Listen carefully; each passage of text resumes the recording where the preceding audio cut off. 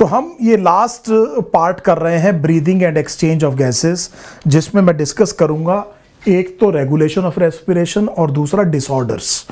तो देखिए, अब तक हमने जो देखा वो इससे पहले का पार्ट था। एक बार इस चैप्टर की थोड़ी सी सेंस बनाते हैं। तो हमने ये कहा कि पहले ब्रीदिंग हुआ, आपने मान लीजिए एयर को इनहेल किया, तो इसको कहाँ पहुंचा दिया? एयर को आपने एल्वियोलाई में पहुंचा दिया।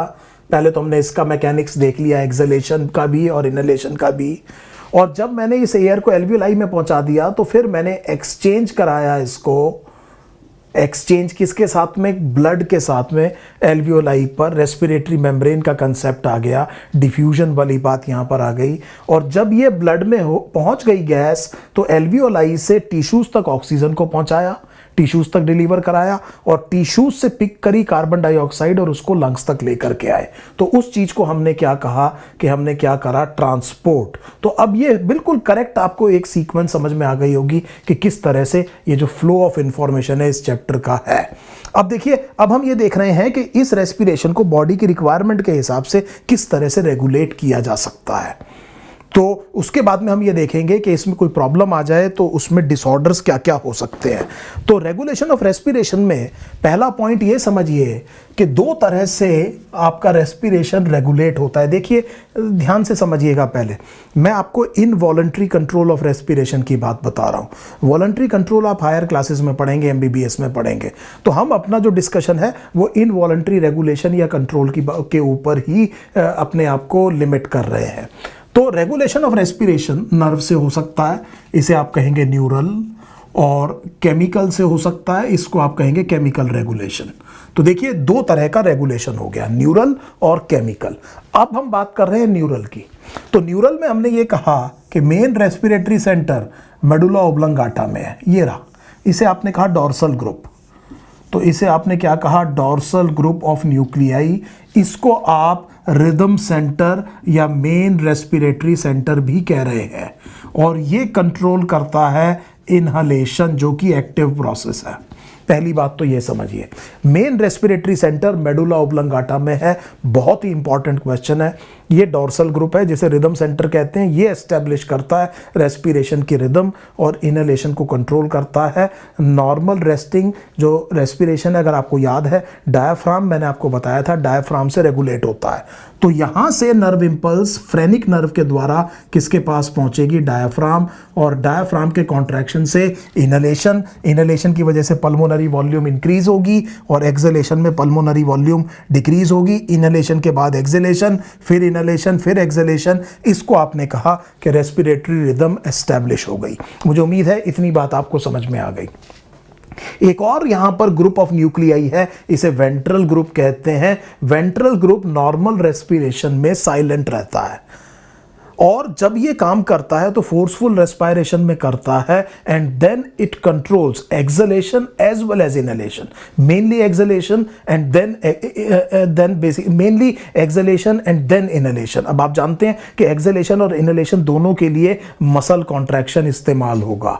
तो वेंट्रल ग्रुप से जो नर्व इंपल्स जाती हैं, अब आपको ये समझ में आ गया होगा कि ये इंटरकोस्टल्स पे जाती हैं और एब्डोमिनल मसल्स पे जाती हैं। तो याद कीजिए, पहले वीडियो में मैंने आपको बताया था किस किस मसल की वजह से इनहेलेशन और एक्सहेलेशन हो सकता है। तो मुझे ये बात बिल्कुल क्लियर हो गई। इसने रिदम एस्टैब्लिश करी। ये फोर्सफुल रेस्पिरेशन के टाइम पर काम आएगा, जब आपको इंटरकोस्टल्स मतलब रिब केज को मूव करना पड़ेगा, और एब्डोमिनल मसल्स को। रेस्पिरेटरी डिस्ट्रेस में जो बहुत फोर्सफुल रेस्पिरेशन होता है वो एब्डोमिनल मसल से होता है। तो ये बिल्कुल सिंपल कंसेप्ट है। एक बार फिर बोरिंग रिपीटिशन में एक और बात बता रहा हूं कि ये क्वेश्चन बहुत बार पूछा गया है कि जो मेन रेस्पिरेटरी सेंटर है ह्यूमन बींग्स का, वो कहां पर लोकेटेड है? सो आंसर है मेडुला ओब्लंगाटा। ये पॉन्स है। पॉन्स के ऊपर एक और सेंटर है, इसे कहते हैं न्यूमोटैक्सिक सेंटर।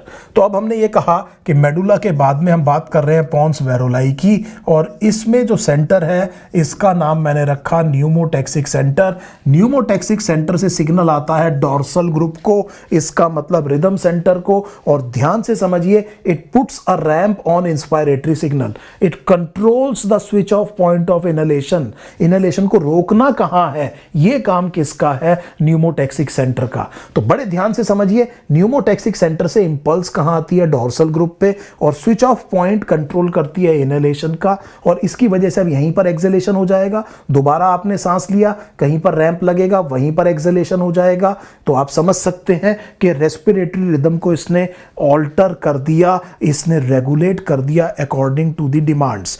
बड़ी सिंपल चीज ये है कि अगर न्यूमोटैक्सिक सेंटर से स्ट्रॉन्ग सिग्नल आया तो इनहेलेशन जल्दी रुकेगा और रेस्पिरेटरी रेट फास्टर हो जाएगा। तो मुझे उम्मीद है ये बात आपको बहुत अच्छे से समझ में आ गई होगी। मैं आपकी एनसीईआरटी से एक बहुत इंपॉर्टेंट लाइन आपको पढ़वा रहा हूं, ध्यान दीजिए।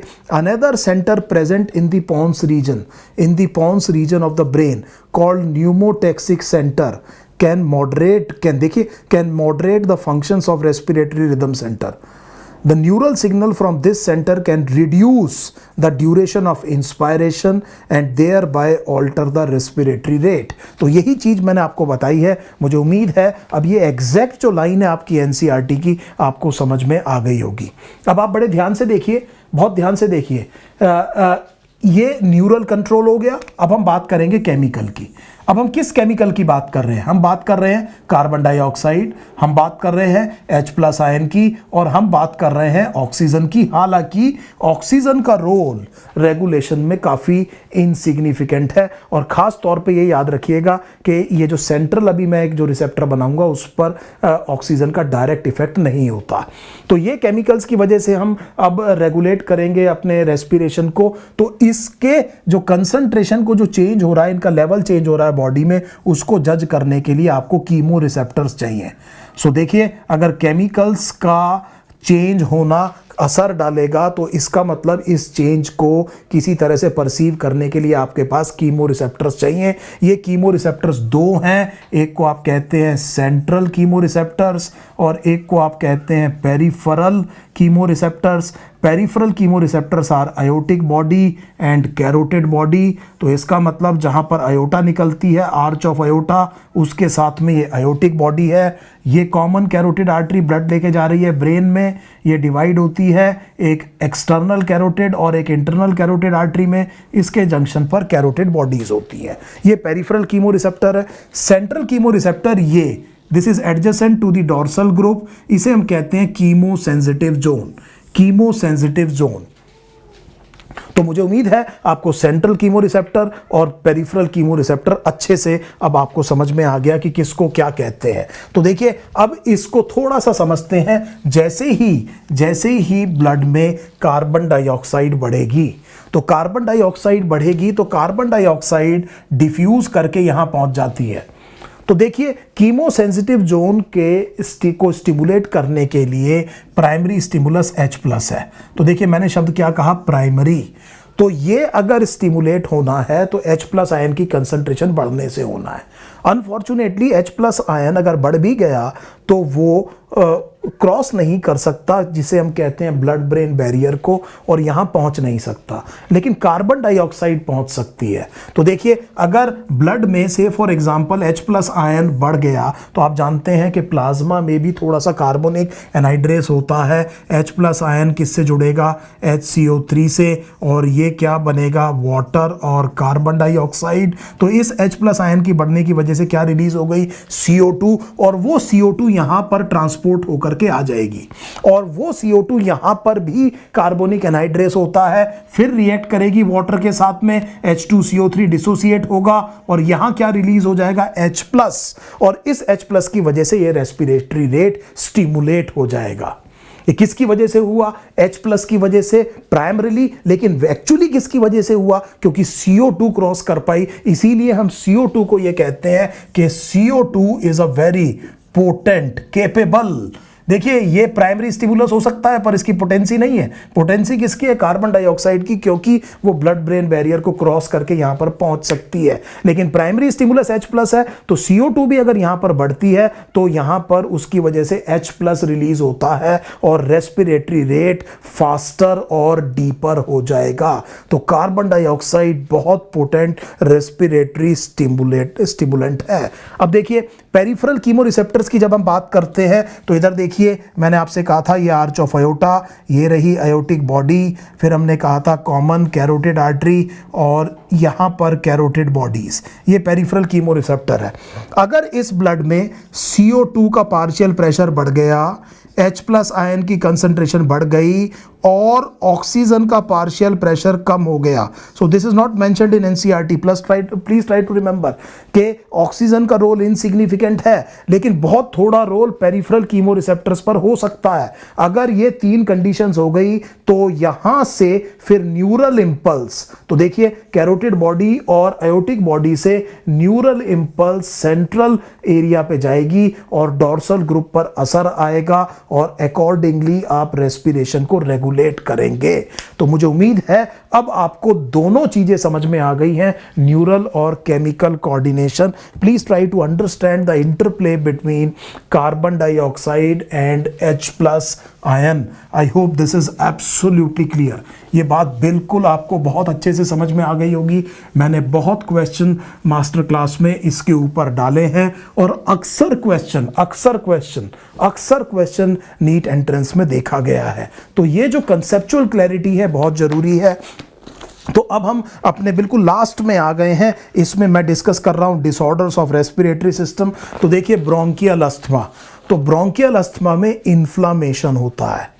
तो ब्रोंकाई, इन चीजों का क्या होता है, इन्फ्लामेशन होता है। और ब्रोंको कॉन्स्ट्रिक्शन का मतलब ये हुआ कि ल्यूमन नैरो होता है। इसकी वजह से डिस्निया होगा, abnormal awareness of breathing, painful breathing, इसे क्या कहते हैं, डिस्निया, सांस लेने में दिक्कत आएगी। और क्योंकि पैसेज नैरो हो गया है तो जब एयर जाती है तो it produces sound, in musical sounds को आप व्हीजिंग कहते हैं।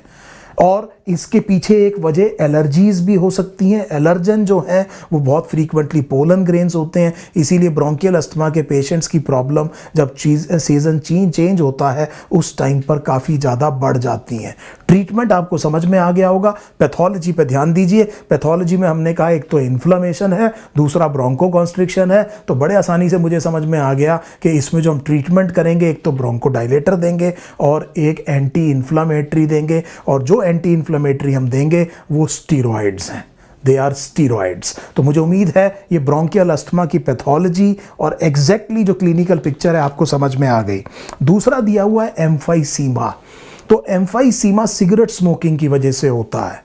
और एक और वजह हो सकती है, रेयर वजह कुछ लोगों में, वो है अल्फा-1 एंटीट्रिप्सिन एंजाइम की डेफिशिएंसी। आपने क्लास 12th में बायोटेक्नोलॉजी में ये पढ़ा है।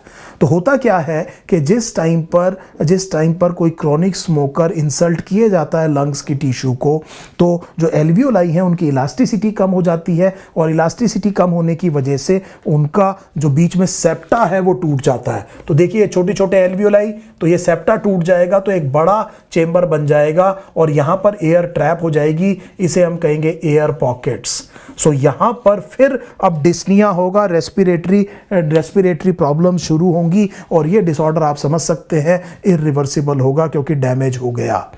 सो ये एम्फाइसीमा में याद रखिए, loss of elasticity, hyper inflation of alveoli, breaking of septa and it becomes a vicious circle. और इसके पीछे प्राइमरी वजह मैंने आपको क्या बताई, cigarette smoking. I hope this is absolutely clear. जो लास्ट दिया हुआ है वो ऑक्यूपेशनल रेस्पिरेटरी डिसऑर्डर। तो देखिए एक टर्म है pneumoconiosis. So pneumoconiosis inhalation of dust particle की वजह से होती है। तो डस्ट पार्टिकल को जब आप इनहेल करते हैं तो जो बीमारी हो सकती है इसे न्यूमोकोनियोसिस कहते हैं। आप जानते हैं पार्टिकुलेट मैटर 2.5 ये सबसे ज़्यादा खतरनाक है क्योंकि ये आपके जो ऊपर जो प्रॉक्सिमल रेस्पिरेटरी पैसेज में डिफेंस मैकेनिज्म है उससे निकल करके लंग्स तक पहुंच सकते हैं। और ये पार्टिकल अगर कोई जना एक्सेल कर रहा है बिकॉज ऑफ जॉब तो उसे आप ऑक्यूपेशनल डिसऑर्डर्स कहेंगे। तो ऑक्यूपेशन का मतलब समझ में आ गया, जॉब कहते हैं। For example silicosis, for example asbestosis, तो याद रखिएगा सिलिका डस्ट इनहेल करने से silicosis is associated with tuberculosis, asbestosis is associated with lung cancer, it is the only occupational lung disorder. इसी तरह अगर आप देखें bagassosis sugar cane dust, byssinosis cotton dust, anthracosis coal dust और farmer's lung, thermophilic actinomycete, ये सब क्या है, न्यूमोकोनियोसिस है। और इनमें सबसे बड़ी प्रॉब्लम ये है कि ये डस्ट पार्टिकल लंग्स के सॉफ्ट टिश्यू में इंजरी करेंगे और इंजरी जो हील होगी वो फाइब्रोसिस से होगी। ये शब्द याद रखिएगा, पल्मोनरी फाइब्रोसिस, ये पैथोलॉजिकल हॉलमार्क है और इसकी वजह से लंग्स का जो एक्सपेंशन है, कंप्लायंस है, जो इलास्टिसिटी है वो कम होगा, रेस्पिरेटरी डिस्ट्रेस होगा, प्रोग्रेसिव डिसऑर्डर है, ठीक किया नहीं जा सकता। इसीलिए पर्सनल प्रिवेंशन से पर्सनल प्रोटेक्शन से इसको प्रिवेंट कर देना चाहिए। एयर फिल्टर्स, मास्क एट्सेट्रा, ये सारी चीज़ें यूज़ करनी चाहिए। तो मुझे उम्मीद है अब आपको रेस्पिरेटरी सिस्टम में सारे क्वेश्चंस करीब करीब मैंने आपको दिखा दिए जो आ सकते हैं। अब आप बड़े अपने क्वेश्चंस को खूब प्रैक्टिस कीजिए and have confidence, you will do well in the NEET entrance exam. Thank you so much.